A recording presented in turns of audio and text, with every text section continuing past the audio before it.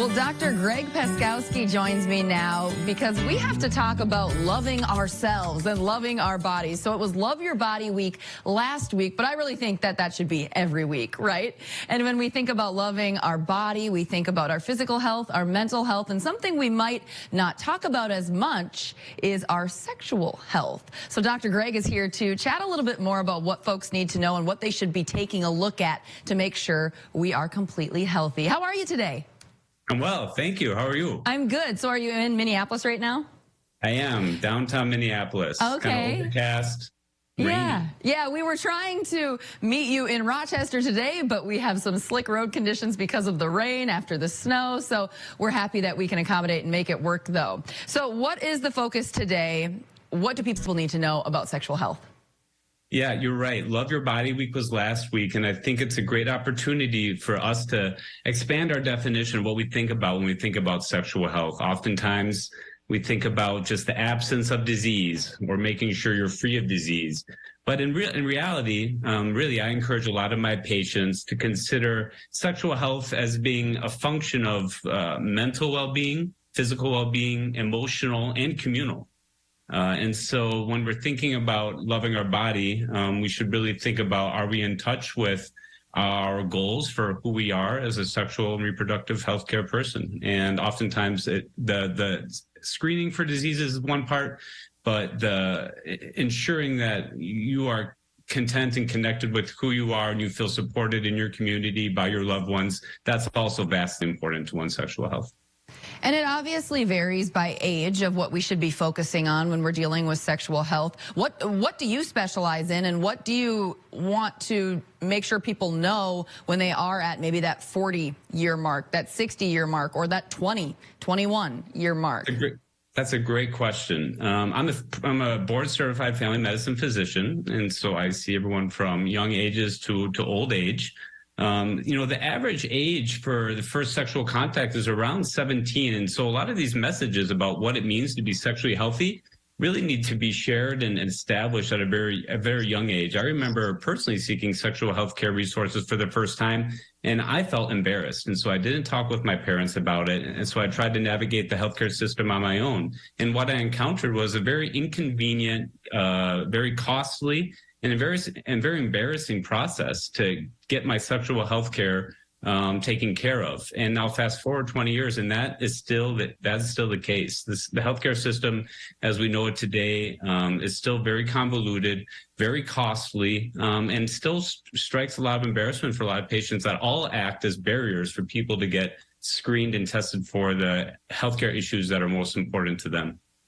And we're dealing with a different time now after the COVID-19 pandemic. People feel more comfortable to do virtual visits. So tell me more about Mona. Is that how you say it, M-O-N-A?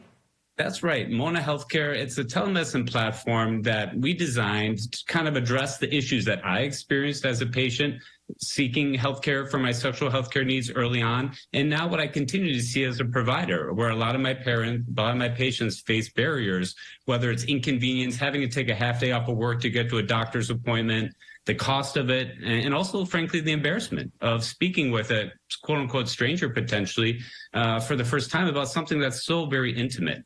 Telemedicine is a great tool to bypass a lot of those barriers that prevent people or stand in the way from someone knowing what they believe they should be checking into, but really can't, either because they don't have time to take off of work, or they can't get across town, or the weather's inclement, or they're just embarrassed. And rightly so. Our culture in this day and age makes it hard for people sometimes to think openly and accept who they are and what that might mean.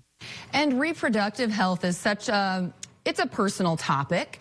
And are you dealing with people, perhaps it feels that people are waiting a little bit longer to, get married, have children. And there are people, I know I have personal friends that have run into reproductive health issues. Are you seeing that people are maybe being educated too late if they're trying to have a child, start a family? Absolutely. You and your viewers might be shocked to know that the unintended pregnancy rate in the United States is about 48%, meaning almost 50% of births or pregnancies weren't intended as they kind of took place. And that's virtually 100% for teenagers. And so there's really a gap in education and also access to reproductive healthcare information, but also healthcare that can help someone, become pregnant if and when they want to, and otherwise go about living their life as they would want to. And that's part of sexual and reproductive health. You also hear horror stories about people trying to get access to healthcare, even after a doctor's prescribed something, and it won't be filled for one reason or another at a local pharmacy. I mean, those are stories of few and far between, but they do occur. Telehealth, telemedicine is a good way to circumnavigate even some of those really uncommon, but nevertheless unfortunate occurrences that happen. All right. Is there anything more that you'd like our viewers to know? I guess I would just say that if you find it's difficult to kind of connect these dots, to think about it on your own, and then to seek truth out there in the community, just realize it's a challenge for us all. We're all asking the same questions. You're certainly not alone in feeling how you feel, and just know that there are resources out there for you to make use of. We all want you to be happy and content in your sexual and reproductive healthcare journey, and it is a journey. Okay. Since I have a doctor here on the call, I have to ask you, is there one thing that people can do or eat that you think is the key to really good health, or it's something that you would encourage people to do or eat to make sure that they are healty? Yeah. Whether it be an apple a day or... Sure. I would say stay well hydrated, 6 to 8, 12-ounce glasses of water a day minimum for most people, and make sure you're getting at least, 7 to 8 hours of sleep. Sure.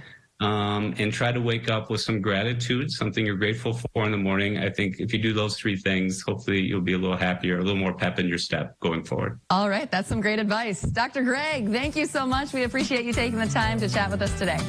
Thank you so much. Have a good day.